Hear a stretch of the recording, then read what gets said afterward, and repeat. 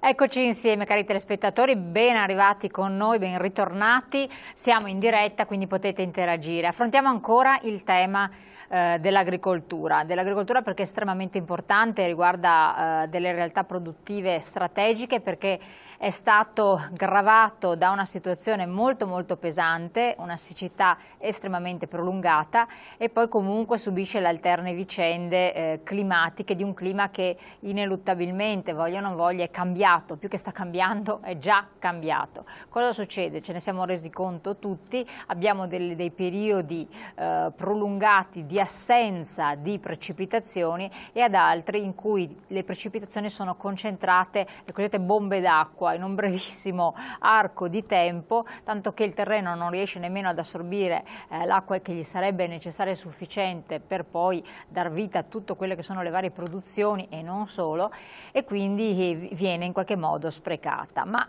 c'è acqua sufficiente per questi periodi di siccità? Ci sono delle fonti, ci sono degli interventi che si possono effettuare, ci sono dei finanziamenti? Fino a poco tempo fa, fino a non molto tempo fa, il dito puntato da parte di molti era nei confronti dei consorzi di bonifica. Bisogna accorparli, bisogna ridurli, non servono, non hanno bisogno di finanziamenti e quant'altro.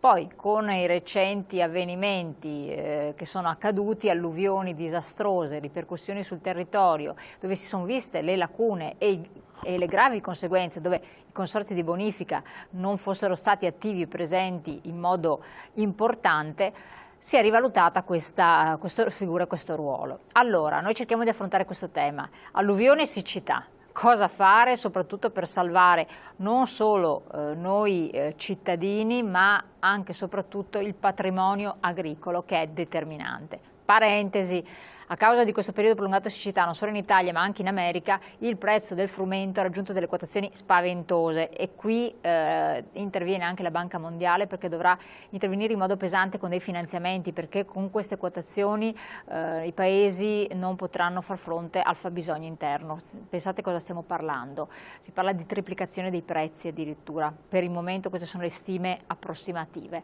Parliamo quindi tanto di agricoltura e lo facciamo con Antonio Salvan, presidente del Consorzio di Bonifica Adige Euganeo, quanto appunto di consorzi di bonifica, quindi alluvioni e siccità, cosa fare, cosa pensano di fare, cosa possono fare i consorzi, che finanziamenti ci sono e quant'altro, perché Antonio Salvan, oltre ad essere presidente del Consorzio di Bonifica Adige Euganeo, e Adige ci fa capire che forse le cose per voi non sono andate così male, per fortuna, comunque sono una settantina di comuni che voi abbracciate, quindi un territorio estremamente esteso, è anche presidente del Consorzio Maiscoltori, Cilericoltori, Conaca, Varzere, Chioggia, una società carattere consortile estremamente importante dove il punto, il fulcro vitale è la produzione di cerealicola, insomma, sostanzialmente, e quindi ci darà da diretto interessato il polso della situazione. Incominciamo, parliamo anche perché c'è stato un recente convegno molto interessante che ha voluto portare la Regione proprio ad assumersi delle responsabilità, a intervenire, in cui che cosa emerge? Cosa devono sapere i cittadini? Bene, e allora noi come consorzi stiamo lavorando già da diversi anni, da sempre, perché un compito istituzionale è quello di fare la bonifica, ma di fare anche irrigazione. Nel nostro territorio ovviamente l'irrigazione è un'irrigazione di soccorso, la facciamo sulle stesse vie d'acqua che facciamo bonifica.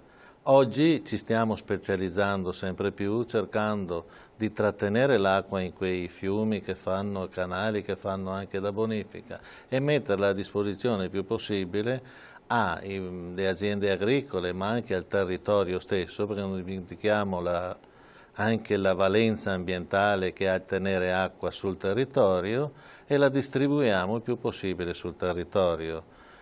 Nelle nostre zone, che è una zona di circa 120.000 ettari che va da Montagnana a Chioggia, per capirsi, fra il Bacchiglione e l'Adige, è una zona ricca d'acqua, diciamo, perché l'Adige passa vicino, i canali sono anche pensili, però ci mancano tante strutture per arrivare a distribuirla capillarmente sul territorio per quanto riguarda questo aspetto di irrigazione.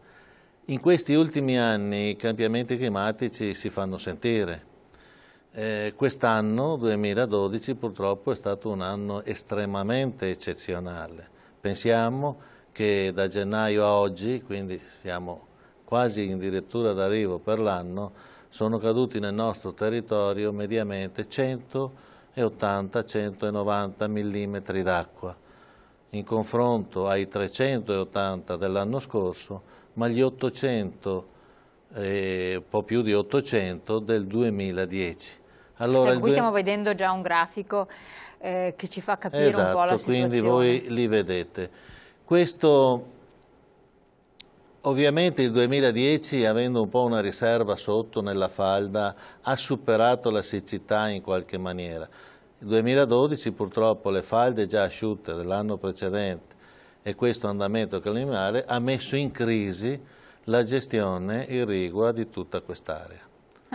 Quindi è stato uno strano grafico, uno strano andamento che ci fa capire un crollo praticamente, delle precipitazioni. Anzi, un crollo proprio vero e proprio, non ci sono state precipitazioni, ma abbiamo delle fonti irrigue, poi cioè come consorzio, adesso parliamo del nostro territorio, siamo uno dei 3 consorzi del sistema LEB, il consorzio LEB di secondo grado, che distribuisce Lessino, Euganeo, Berico. Va dai Monti Lessini veronesi, gli Eugani, iberici.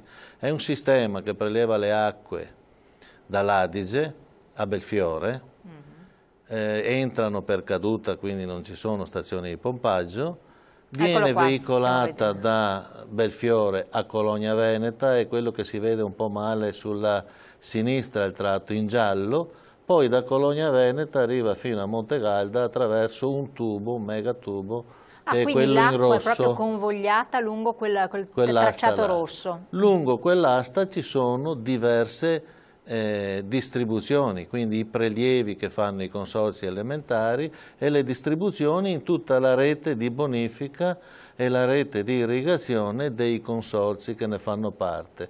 Questo sistema di irrigazione riguarda oltre 100.000 ettari, quindi è un qualcosa che è stato fatto negli anni 70, terminato negli anni 80 e che sta dando una grossa valenza a questo territorio. Quindi un buon lavoro è stato fatto. Sì, un buonissimo lavoro, perché senza quell'acqua tutta questa parte del territorio della provincia di Padova, un po' di Verona, Vicenza, sarebbe incoltivabile per le colture specializzate. Ci sarebbe solamente una coltivazione molto.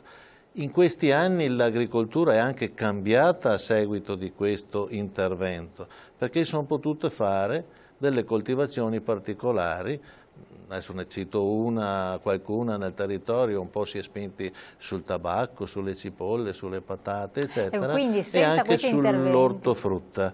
Senza questi interventi noi non avremmo avuto delle produzioni, per esempio orticole o di un certo genere, che richiedono invece una fornitura. Negli anni questo territorio ha modificato la sua possibilità di coltivazioni.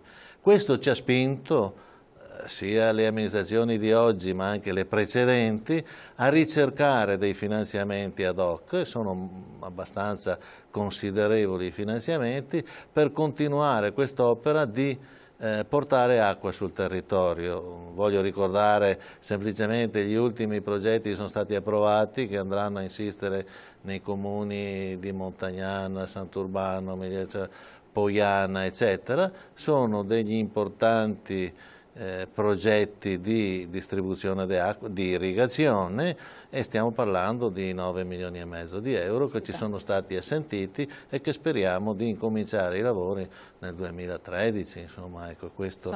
Quindi questo è uno. Poi abbiamo un altro grosso progetto di circa 8 milioni di euro che prenderà tutta una serie, sono 22 interventi, micro interventi, che prendono dalla zona del Conselvano e arrivano fino a Chioggia. Tutto questo per migliorare la distribuzione sul territorio e quindi dare la possibilità alle aziende agricole di beneficiare di queste risorse. Gli invasi di accumulo però? Gli invasi di accumulo sono un'altra cosa. Gli invasi di accumulo noi li troviamo nelle aree che sono depresse, li consigliamo e cerchiamo di spingerli. Li consigliate a chi?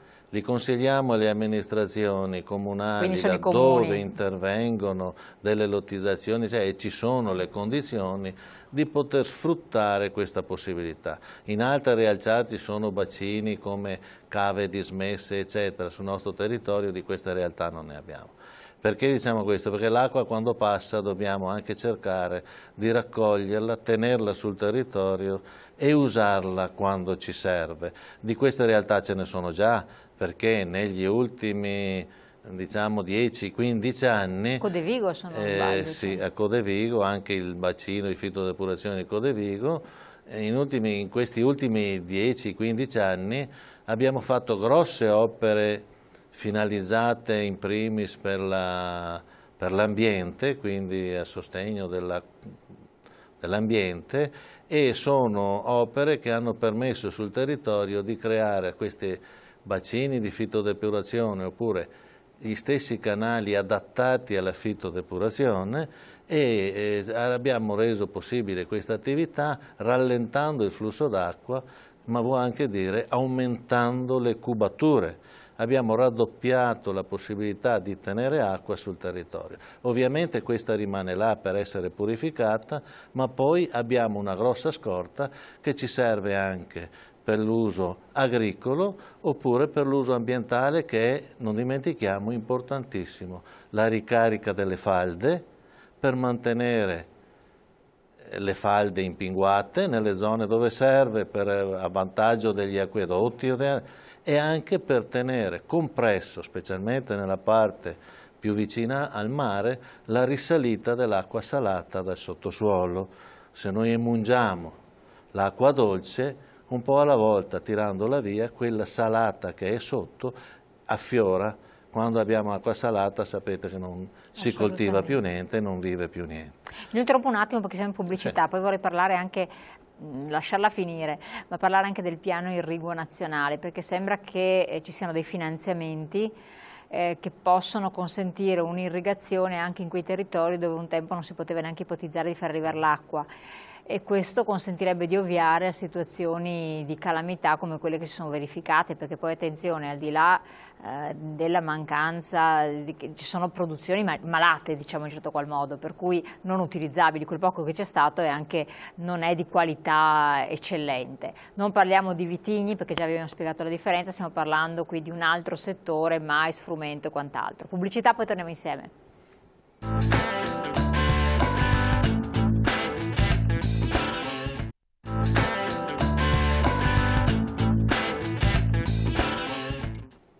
Ecco, noi tanto stavamo chiacchierando fuori onda di come cambiano le situazioni, cambiano le esigenze anche dell'agricoltura nell'arco di tutto sommato di poco tempo. Il piano irriguo nazionale, adesso c'è bisogno di agricoltura, c'è bisogno sì di agricoltura, ma c'è bisogno anche di acqua, forse più di un tempo, e a volte ce n'è anche troppa, e anche lì è sprecata, se non viene accumulata, se non viene instradata, provoca soltanto danni, disastri. E allora che cosa prevede questo piano? Che tipo di interventi andrà a effettuare? Con che risorse poi?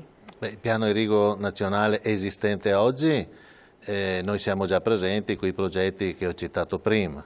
Adesso si sta lavorando anche con il Ministero, con l'Associazione Nazionale delle Bonifiche, eccetera, per prepararci al nuovo piano irriguo nazionale che sarà del 2015. Le risorse servono perché ovviamente la richiesta di acqua da parte degli agricoltori e anche dell'ambiente è aumentata di molto e sta aumentando, possiamo dire, di giorno in giorno. L'esigenza di avere acqua di qualità per produrre prodotti di qualità, ma non solo, serve anche per vivere meglio sul territorio l'acqua, quindi non dobbiamo dimenticare anche questo. I progetti che presentiamo, che abbiamo presentato e che stiamo per presentare, sono progetti che hanno sempre la tripla valenza. Irrigazione, visto che parliamo di irrigazione, lo metto al primo posto, non perché sia il primo, ma così mi viene in mente per primo. Poi abbiamo una seconda valenza molto importante che non dobbiamo sottovalutare. Quando abbiamo anche dei bacini di laminazione che citavamo prima, o dei canali modificati, o delle varici che ci permettono di avere la possibilità di invasare l'acqua, questi sistemi ci permettono anche di intervenire nel momento in cui ci sono calamità, troppa pioggia, regoliamo i deflussi e evitiamo allagamenti alle città, ai paesi o a quelle che sono le situazioni. Ci aiutano. La terza valenza è quella che dicevo prima, ambientale, la ricarica della falda, eccetera. Il consorzio è attrezzato su questo, interveniamo già mettendo Questi giù sono esempi punti, di interventi che sono stati fatti? esempi di interventi di emergenza.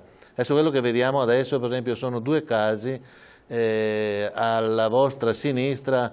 Vedete come è stata modificata l'area attorno a una zona industriale creando dei bacini di laminazione per evitare che nei momenti di grande pioggia le fabbriche andassero sott'acqua. Così non ci vanno più, abbiamo creato dei bacini, vanno riempiti, scolmati leggermente e quella zona industriale da quel momento in poi non ha più avuto problemi. Alla vostra destra vedete invece un bacino di fitodepurazione che è il più grosso che esiste, diciamo, in Italia, del quale siamo anche orgogliosi perché è un punto di studio per 8 università europee e questo serve a migliorare la qualità dell'acqua prima di essere riutilizzata. Questi sono esempi di cose già fatte e su queste esperienze si sta continuando a lavorare. Ecco, per arrivare anche un po' alla questione di carattere regionale, c'è stato un intervento da parte dell'assessore Conte, che dice che ci deve essere una maggior coordinazione per evitare di arrivare a riparare danni oppure rimedio a situazioni che si sono già ormai danni avvenuti, piuttosto bisogna prevenirle, quindi un coordinamento, un sistema unitario che possa presiedere, governare il sistema o qualcosa del genere. È indispensabile che ci sia un'unica cabina di regia, esatto, perché i consorzi di bonifica gestiscono la loro rete di bonifica. Non dobbiamo dimenticare che poi c'è la rete di bonifica gestita dalla regione o dal genio civile, poi ci sono i grandi fiumi. Se queste tre realtà non collaborano nella gestione, nel dividersi i compiti e nel come tenere la regia di tutto quello che passa sul territorio, è ovvio che qualcosa non funziona, non può funzionare e possono succedere dei gravi danni. Questo in modo particolare nei momenti di alluvione, perché quando arriva l'acqua, se non le regimiamo bene tutti, probabilmente da qualche parte combina dei guai come abbiamo visto l'anno scorso. I consorzi di bonifica sono andati in crisi, ma non perché siano stati i collettori emblematiche tristi dei consorzi di bonifica che hanno ceduto, che sono andati in tilt, ma perché si è rotto un argine di un fiume di altra competenza. Si è rotto, quindi ecco, il metterci in sintonia tutti assieme probabilmente potremmo evitare o contenere questi fenomeni disastrosi. Quindi l'assessore quando dice questo lo dice con maniera molto sicura, tranquilla e necessaria. Io spingo anche su un altro tasto, quella cabina di regia deve essere portata anche nei momenti di crisi, di siccità. Quest'anno abbiamo visto, nel nostro caso, che abbiamo l'Adige che ci confina. L'Adige, pur dovendo mantenere una quota di 80 metri cubi d'acqua per il minimo del flusso vitale, quest'anno, perché c'erano abbondanti piogge in montagna, ha sempre avuto molta acqua, più del minimo del flusso vitale. Quindi positivo questo, però si poteva attendere a quest'acqua. Però ovviamente le concessioni che avevamo di derivazione sono concessioni fisse che ci permettono di prelevare X metri cubi d'acqua in funzione con delle derivazioni. E noi non abbiamo potuto derivare di più di quello che avevamo in concessione. Allora, visto che il fiume aveva disponibilità d'acqua, perché non intervenire anche provvisoriamente, autorizzare un supero dei prelievi, sempre tutelando quello che è il minimo del flusso vitale che deve rimanere nel Quindi fiume. senza recar danno senza recar danno a nessuno. E queste Qual è sono... l'obiezione che è stata posta? Quindi? No, qui non è che ci siano obiezioni, la legge parla e dice questo e ci sono leggi ben precise. Allora, quello che noi chiediamo è che si intervenga affinché possano in queste situazioni essere degli interventi che ci permettano di non vedere l'acqua transitare, andare a mare e vicino magari ci sono delle campagne dei paesi che soffrono la siccità. Ovviamente ci deve essere un intervento normativo e legislativo, non è che oggi ci sia qualcuno che non ha fatto il suo dovere. Le leggi sono quelle, però dobbiamo darci da fare per cercare di modificare queste norme e permetterci di utilizzare al meglio la risorsa quando l'abbiamo, ovviamente. Infatti, il ministro Catania ha fatto un intervento dicendo che si perdono ogni giorno 70 ettari di terreno che dovrebbe essere di agricoltore agricolo nel nostro paese, con quindi una velocità allarmante, e a questo bisogna porre assolutamente rimedio perché il nostro paese non fa fronte al fabbisogno interno in termini di agricoltura. Questo è dovuto a un abbandono, secondo lei, che tra l'altro opera nel settore, stiamo parlando poi a livello macro regionale, quindi non della regione Veneto ma di sistema Italia, oppure a mancati interventi che avrebbero dovuto essere fatti per rendere la fattibilità dell'operatività del settore agricolo? Beh, qui non posso che esprimermi con un'opinione personale. Sì, no, quello che chiedo, lei ha detto i lavori. Sono questioni che vanno oltre le mie competenze. Io credo che, io sono certo che la quantità di terreno che viene sottratta all'uso agricolo è enorme, è di più di quello che sarebbe necessario sottrarre. Credo che per le attività che devono essere messe in moto da qualsiasi economia si potrebbe anche aiutare chi interviene per costruire, per dover fare altri tipi di interventi, in prima di occupare un territorio libero, di andare a recuperare territori abbandonati. Un esempio così che voglio fare, ma è mio, alcune realtà vediamo capannoni, se non abitazioni, se non vecchie aziende agricole, anche centri aziendali, abbandonati, e a fianco magari se ne sono costruiti di nuovi. Credo che lo sforzo che si dovrebbe fare è quello di dire, nel momento in cui devo andare a costruire, vedo se ho la possibilità, invece di occupare terreno nuovo, di andare a recuperare siti. È vero che costa di più, ma qui il legislatore dovrebbe intervenire per aiutare a far sì che nel territorio non vediamo tante realtà abbandonate, obsolete e lasciate là, insomma. Assolutamente. Questo è il mio pensiero. Così. Ecco, in una situazione come si è verificata quest'anno, quindi di mancanza d'acqua, abbiamo avuto le produzioni, danni al mais, alle produzioni di mais, di cereali, frumento e quant'altro. Sembra che sia stato un problema anche che ha riguardato gli Stati Uniti, e infatti le quotazioni sono salite alle stelle, con grande preoccupazione per il sistema, sia per le speculazioni da un lato, immancabili, sia perché qua si parla di sistema mondiale.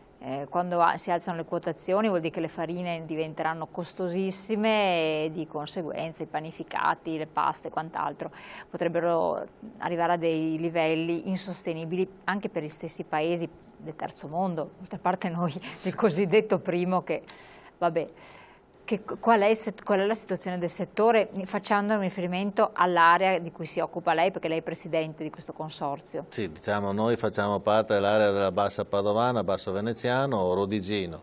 Quella è l'area, un'area che quest'anno è stata particolarmente colpita. In questa zona, in questa area, stiamo raccogliendo circa un quarto del prodotto, o poco più di un quarto di quello che si raccoglieva normalmente, per quanto riguarda il mais. Per quanto riguarda la soia, probabilmente siamo anche un po' più bassi come raccolta, siamo sotto il quarto, forse ci avvicineremo al quinto della produzione. Voi capite benissimo che quando una pianta va in sofferenza e ha dei problemi, anche il prodotto non potrà essere eccezionale. Ci sono dei problemi legati proprio all'andamento stagionale. Allora, prima di parlare dei problemi, perché mi sembra interessante anche capire la qualità del prodotto poi e se siamo competitivi in qualche mercato, andiamo in pubblicità, riflettiamo un attimo, abbiamo l'ultimo arco di tempo per cui se avete delle domande da fare al nostro ospite potete approfittarne, tra poco.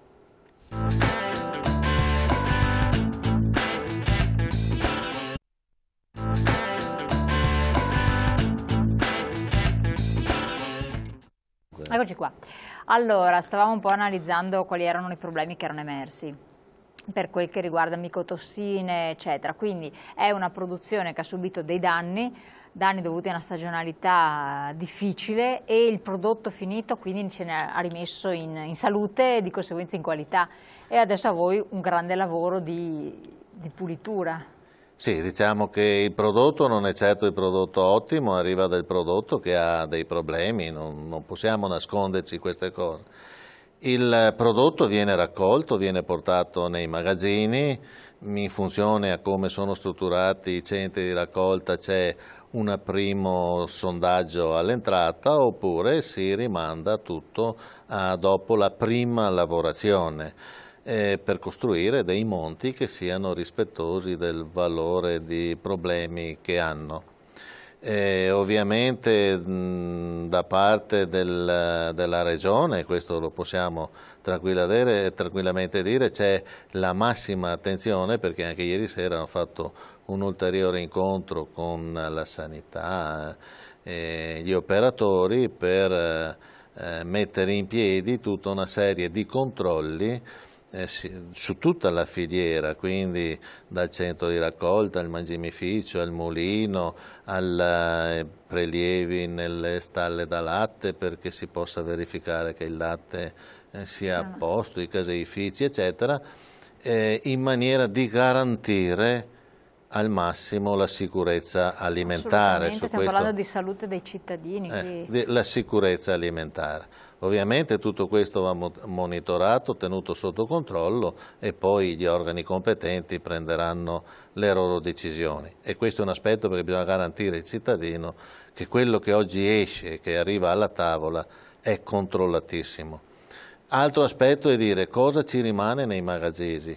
A che livelli sono questi problemi e come li andiamo a affrontare. Se fosse un problema isolato, va bene, si trova una soluzione, ma purtroppo il problema è un problema che va dall'America all'Europa e investe tutti, più o meno, e quindi è un problema veramente serio, diciamo, e che stiamo monitorando e cercheremo di risolverlo. Il pensare a grossi sbalzi sui prezzi, è vero che ci sono queste minacce, però io spero che queste non si concretizzino, altrimenti dei grossi sbalzi sui prezzi potrebbero mettere in crisi o gli allevamenti, sia da carne che da latte, oppure altre filiere che utilizzano questi prodotti.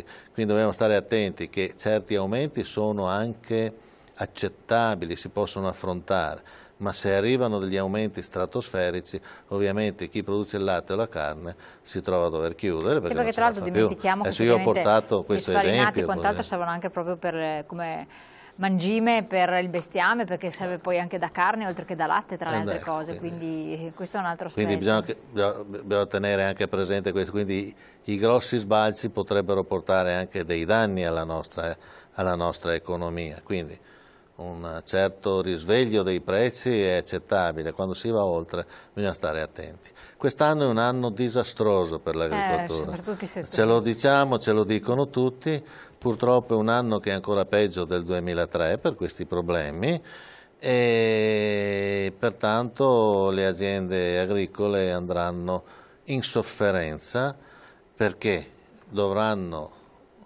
provvedere alla prossima campagna 2013 senza avere risorse economiche o avendone ben poche perché quest'anno abbiamo speso di più di quello che portiamo a casa. Non c'erano dei finanziamenti dell'Unione Europea, piano agricolo? Diciamo che finanziamenti può esserci solo l'intervento perché venga riconosciuta la calamità, però insomma non so come si possa affrontare un problema del genere, quindi questa sarà la politica che lo dovrà affrontare. Certo che dovranno esserci degli interventi perché le aziende agricole andranno in grossa sofferenza per il prossimo anno. Ecco, nel settore vitivinicolo si parlava di cercare di mantenere una copertura irrigua in certe aree in modo tale da poter garantire il quantitativo poi anche di produzione di prodotto di vino, per non avere danni. Quest'anno, per carità, non era nella qualità che il vino ha subito danni, anzi una qualità superiore, almeno nel nord-est, però in quantità senza dubbio sì. Si può parlare lo stesso quindi di prevenzione, prevedere eventi del genere anche per altri comparti agricoli, proprio con interventi da parte vostra, quindi dei consorzi di bonifica a livello generale? Sì, su questo senz'altro, l'ho accennato anche prima e probabilmente è un po' sfuggito. I consorzi lavorano da molti anni, vedi i piani irrigui nazionali che si sono succeduti, per aumentare la possibilità di distribuire acqua. Ovviamente sono costi enormi, perché se si prende solamente il piano generale di bonifica di questo consorzio, su 100.000 ettari totali, di cui quindi all'agricoltura sono una frazione, sono previsti da qualche anno almeno 320 milioni di euro, quindi capite, cifre astronomiche. Perché questo? Ci sono progetti pronti? Non progetti, no. Sono le necessità che ci sono per... Poi, viste le necessità, si incomincia a procedere facendo dei progetti specifici. Quelli che ho detto prima sono progetti già assentiti, altri progetti sono in itinere, visto che hai citato anche l'aspetto del vino.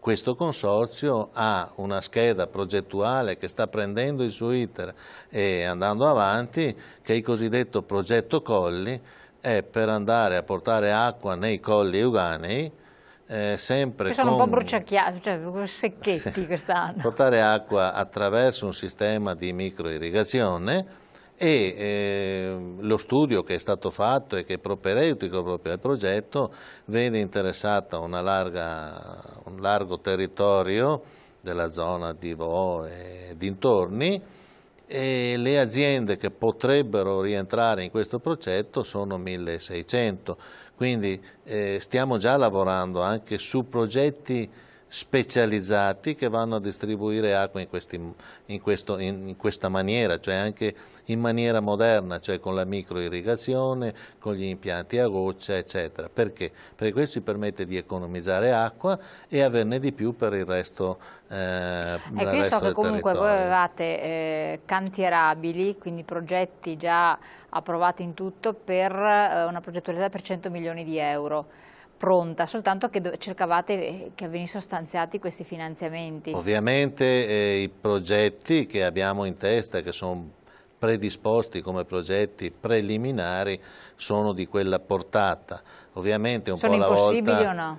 Diciamo che non sono impossibili i progetti, in quanto però ovviamente lo Stato, la Comunità Europea o la Regione, dipende dove si va a collocare questo progetto, ha le sue disponibilità e accontenta un po' alla volta le esigenze del territorio. L'avere i progetti nel cassetto non vuol dire domani li ho tutti cantierabili, li avremmo cantierabili un po' alla volta in funzione alle risorse che saranno messe a disposizione dagli enti pubblici. Ricordo il progetto Colli, per esempio, lo ricito perché l'abbiamo detto prima, è uno di quei progetti che per esempio sta nascendo e sta andando avanti per una collaborazione fra Consorzio e Provincia di Padova, lo devo dire perché si sta lavorando assieme per poter realizzarlo. E poi ci vogliono gli interventi finanziari opportuni. Ecco. E qua stiamo vedendo proprio la cartina. Questo è il progetto Colli, vedi tu, ogni puntino è una realtà che potrebbe essere interessata da questo tipo di senza andare ad intaccare poi la situazione, perché stiamo parlando di un parco comunque anche protetto. Sì, va bene, qua si cerca di farlo nel modo più rispettoso, andare a creare dei piccoli invasi da dove si può fare, dei sistemi di pompaggio che mandano l'acqua nei bacini e poi a spinta, cioè quindi sempre in pressione, mandato nelle aziende agricole. Ovviamente noi arriviamo fino al momento di consegna dell'acqua all'azienda agricola, poi l'azienda agricola deve completare la sua rete di distribuzione nei vigneti. Noi non arriviamo alla vite, arriviamo al cancello dell'azienda agricola con questo. Lei ha accennato al discorso della provincia. Che ruolo viene ad avere la provincia e nel caso di accorpamento di funzioni tra Rovigo, Padova per esempio, o comunque quello che dovrà avvenire, cosa potrebbe cambiare poi in capo alle attività dei consorzi e in capo con l'attività agricola, secondo lei? Credo che non ci saranno dei grossi cambiamenti in funzione dell'andamento delle province, poi vedremo che competenze avranno le province. Oggi la provincia ha messo in piedi questa collaborazione col Consorzio perché ovviamente è interessata delle aree di quei comuni, di quelle realtà, della viticoltura di quella zona e quindi si è presa anche carico di questo aspetto. E quindi è un'azione meritevole. Poi nel ridisegno delle competenze alle province, se rimangono delle competenze agricole o più che altre, ovviamente in funzione a quelle che saranno le competenze, senz'altro ci sarà la massima collaborazione fra il Consorzio e l'ente pubblico. Insomma. Quindi ha un ruolo l'assessorato all'agricoltura? Sì, oggi diciamo ha un ruolo, non è un ruolo enorme, ma ha un ruolo con il quale noi ci troviamo anche bene, insomma, oggi. Perfetto. Allora, nell'immediato cosa potreste fare, cosa potremmo assistere come interventi? Ipotizzando che possa esserci un autunno magari piovoso e quindi per evitare situazioni che si sono verificate a danno non solo dell'agricoltura ma a danno anche poi degli abitati, dei cittadini, dei centri abitati. Nell'immediato noi continuiamo la nostra opera che è quella di avere i cantieri di emergenza pronti in caso di necessità. Quindi sottolineiamo, perché se fosse appena sintonizzato, ci sono questi cantieri di emergenza pronti, c'è un'attività costante che viene svolta da parte dei consorzi. C'è un'attività costante, c'è una strettissima collaborazione con la protezione civile, i vigili del fuoco e tutte le altre realtà che ci sono sul territorio. Non siamo una camera a tenuta stagna, noi siamo in rete sia con la protezione civile, che i vigili del fuoco, con i carabinieri e tutti quanti, per cercare di essere pronti immediati nel momento in cui ci dovesse essere qualche evento disastroso. Quindi l'esperienza è servita anche a qualcosa? Sì, nelle cabine di regia le mettiamo in moto immediatamente, abbiamo il personale pronto, attrezzato e abbiamo anche grossi mezzi a disposizione. Come si è visto prima nelle slide che abbiamo fatto vedere, abbiamo motopompe, gruppi di emergenza, escavatori, eccetera. E quindi riusciamo a intervenire, ovviamente in funzione anche a quella che è la portata dell'evento. Questo è molto importante anche per la sicurezza del territorio e dei cittadini. Cosa stiamo facendo? Stiamo tenendo sempre in pulizia i nostri canali, cioè quelli che abbiamo in gestione, perché alle volte qua si fa confusione, è del consorzio, non è del consorzio, su questi, e in più facciamo anche delle collaborazioni con le amministrazioni comunali per intervenire in situazioni critiche, quindi sono i cosiddetti accordi di programma che con diverse amministrazioni comunali abbiamo messo in moto in questi anni e ne continuiamo a fare ogni giorno per cercare di andare a risolvere i problemi in quelle aree che hanno delle criticità. Perfetto, Presidente, grazie del suo intervento, è stato estremamente esaustivo, spero che anche per voi si siano chiariti dei capitoli molto importanti che riguardano le nostre attività, il nostro territorio. Grazie ad Antonio Salvan, Presidente Consorzio Bonifica Adige Euganeo, nonché del Consorzio Maiscoltori, Cercoltori Cona Cavarzere Chioggia. E grazie a voi di averci seguito, noi ci ritroviamo come sempre domani.